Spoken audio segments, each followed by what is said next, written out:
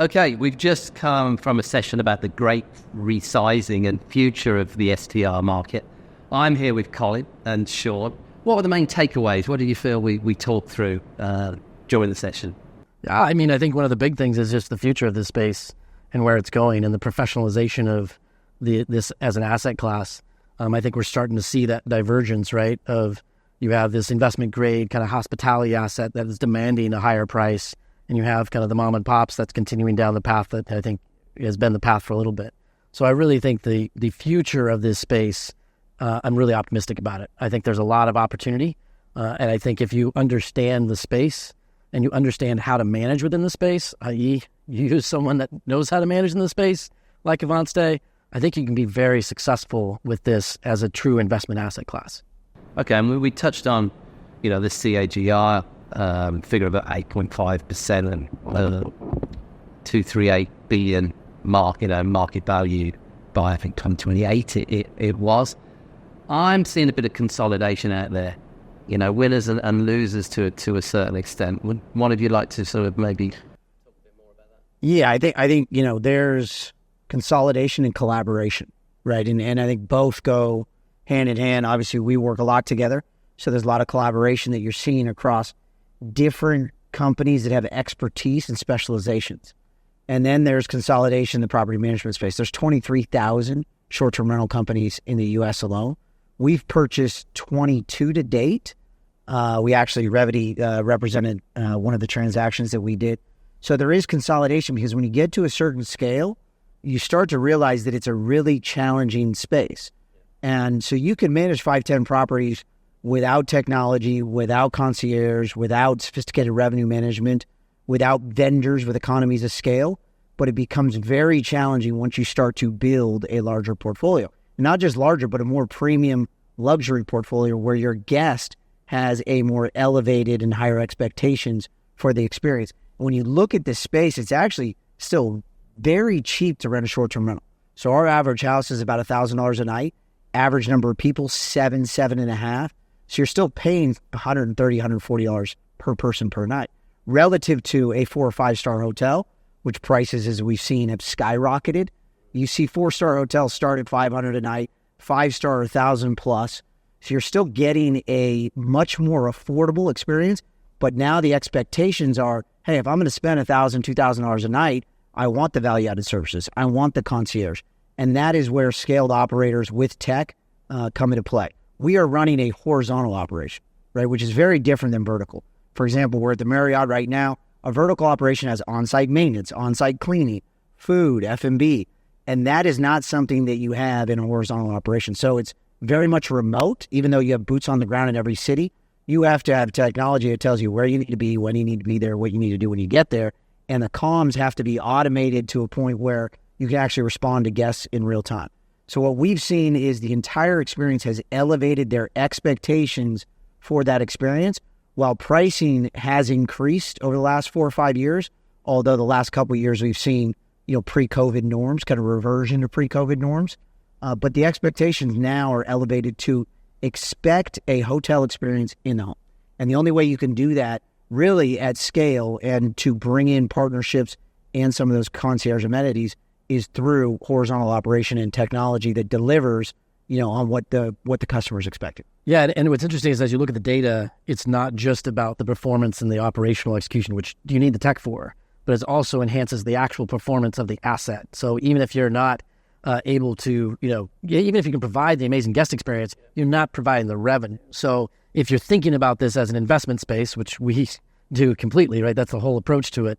Then you have to think about who is managing, how is it being managed, and the whole spectrum of that service. So it's not only where you buy, which is the first question most people ask, which there's all kinds of answers for. The second piece is, what do I buy? Which, again, we can use data to help decide that. But then it's really becomes crucial around how do you manage that asset and how do you think about managing that asset.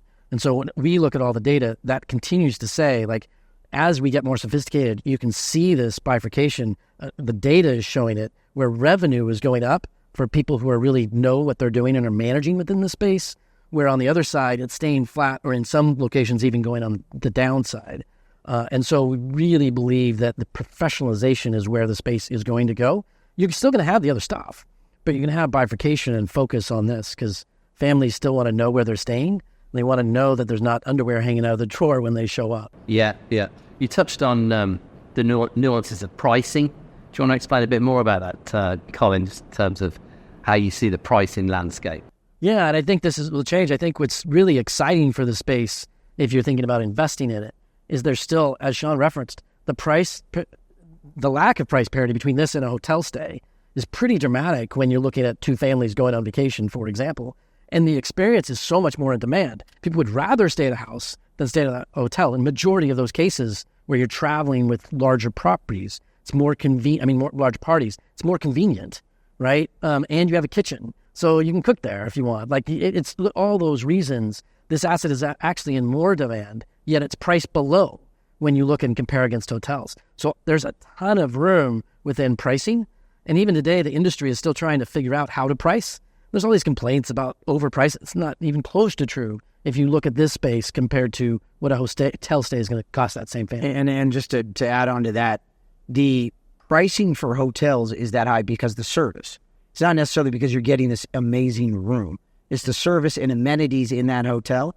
And so it's our belief and thesis that if you can bring that hotel experience, we call it hotel in a home, and amenitize a home, not just from an analog perspective, which, you do Revedy refined, he upgrades a lot of our homes, brings them up to a standard from an analog in-person design perspective. But then the digital piece is, how do I get all of those amenities that are remote in that market, but bring them into the home? So how do you get your fridge stock? How do you get a chef? How do you get a massage? How do you get tickets to an event?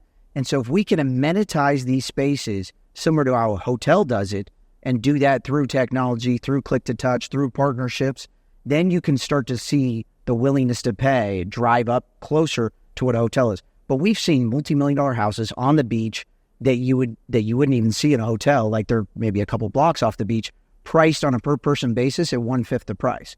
So the room that there is in this market, in this industry, to close that gap in pricing is significant, and that's what gives us confidence in to continue pushing the limits of what it means to deliver a true scaled hospitality experience, but for groups, to make it easier to show up and say, we're going to have a good time day one. Day one isn't about planning. Day one isn't about shopping. Day one is show up and let's have a great time, because you can prepare for that through all the value-added services that are offered. And do you think that short-term rental space has got a bit of a weakness from a brand perspective? Okay, Marriott, homes and villas, they're on board, but, hotels, you see the logos on every street corner. I got to tell a story, because this is so we've done some studies in past lives that I've been in and places I've worked. And we looked at direct bookings on a website with a property manager. They booked on their website, not an Airbnb, and trying to measure guest satisfaction. Like, what does that look like, right? And do they recognize us as a brand? Because brand does become important for some of these property managers. You ask them, and this was 2 years ago, where did you book? Like, who are you staying with? Airbnb. That is the default connection right now. That's changing, and that's what's great. That's what we see happening within the space, is brand is going to become more important because people want the predictability. But that's not the case. It's just starting.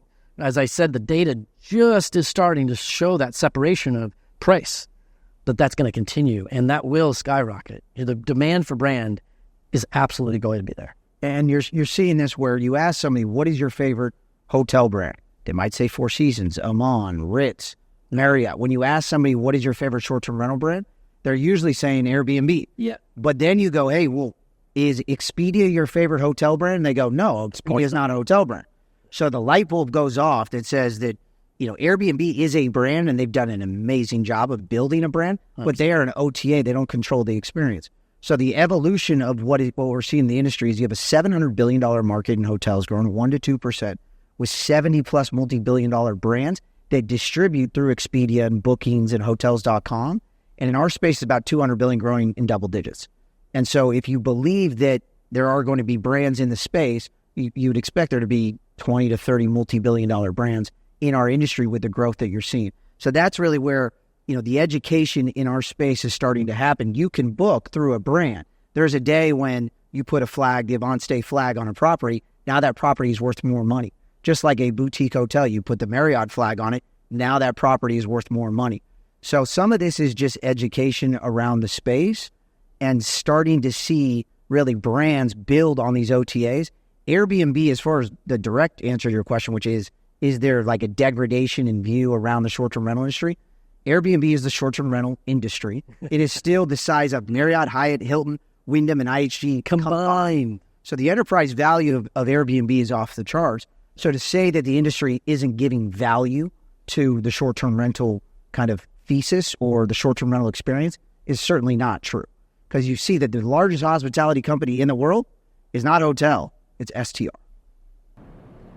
Yeah, I get you there. I suppose where I'm coming from is, you've got all the brands, the hotel brands. Other than Airbnb, you've got a plethora. AvantStay is one, and you've done a great deal, I think, with Capital One recently. Who owns the guest is quite an interesting conversation.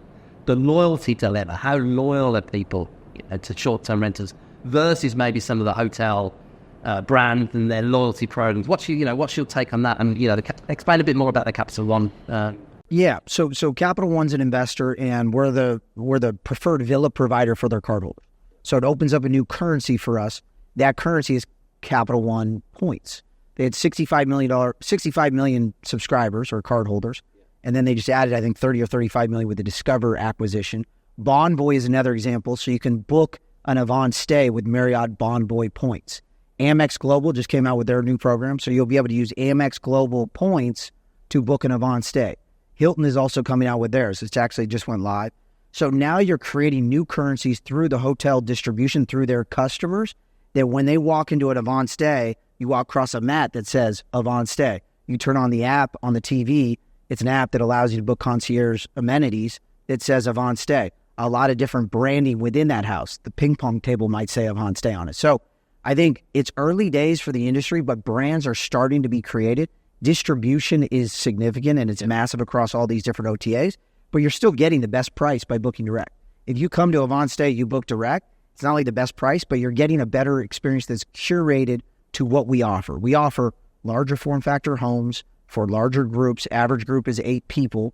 And so with that, you're getting the opportunity to book a chef, to book a massage, to book group activities. And so that is where the experience is better. It's cheaper to book direct. And that's, I think, where the industry is moving in that direction, to where you're starting to see that there is that loyalty. Now, eventually, we will roll out our own loyalty program. That's where that stickiness will come from. I'm sure a lot of the other OTAs will as well. You've seen this with One Key. So Vrbo now is a part of One Key. Expedia, Hotels.com, and Vrbo. You get One Key points. So they're building stickiness around 3 of the largest OTA platforms across different segments of hospitality. And for us, as we build scale, we have about 10,000 rooms today. As we build that scale, we can start to roll out loyalty to where there's stickiness. For me, the biggest reason to go to a brand is because I don't trust a mom and pop operation that has sheets that are clean, with quality control, with a cleaner that is actually adhered to a 100-point inspection. He won't stay at a place with a quilt. Let's use an example. If there's a quilt on the bed, I don't know when it's been cleaned. And that's a problem. So I do think that there is a professionalization, as you've mentioned, but also the data supports this, that says that somebody's willing to pay a little bit more money to ensure that the quality and the amenities and everything that you expect from a hotel is now being delivered at a home. And that's and I want to suggest something too, Sean, that you said, because you talked about these channels and opening up. So you got Marriott, you got Capital One, you've got these additional channels. That's just a sign that is commoditizing the customer, right? So you're commoditizing the guest now, right? And when that happens, the guest needs something to latch onto, to something they believe that they can trust. Right now they're trusting Airbnb, but they're starting to go, crap, like, I don't know if the quilt's there. I don't know if, all these things, the underwear hanging out of the drawer, the mom. And so I think it's just all the signs are pointing to the fact that we're merging into this centric where people want hospitality and they want the predictability of, I can go stay at a place, I know what it's going to be like, and I know what my experience is going to be like. So just for clarity, the Marriott deal, Marriott's super protective, as we know, of their own brand. They don't deal with, third parties without going through stringent checks, et cetera, et cetera. Are Marriott an investor in AvantStay too? Marriott's not an investor, but through our partnership, like I said, you can book an AvantStay with your Bonvoy, but to your point also, there's prerequisites to be a part of that. So you have to have certain insurance, certain liabilities, certain quality control. You have to have an NPS that gets checked every single month against what the expectations are for a Marriott guest. So they're controlling and performance managing the managers on their platform, and they'll kick a house off if it has multiple reviews in a row, where Airbnb is starting to do this and suspend listings if you're not operating at a high level. But I think that their ability to create quality control through third-party managers has actually been pretty impressive, because they have to meet the quality expectations of their customer base. And so picking the right managers, and maybe over time, they look at the managers with scale that have the highest NPS, and maybe they buy those. So there will be even further consolidation, to your point, and they have a first line of sight into who's good and who isn't. Who's performing, who can manage the line, right? Yeah. Colin, anything more to add? No, I mean, again, I think you hear it from me and Sean, like, we're super excited about this space. Ton of opportunity here. We're going to see it continue to change, and I think there's going to continue to be investments in this space, as there should be. Despite, some of the news you hear, this space is alive and well, and I think I'm very excited about where it's going. Brilliant. Thank you, guys. Thanks for your time. Thank you. Good to see you.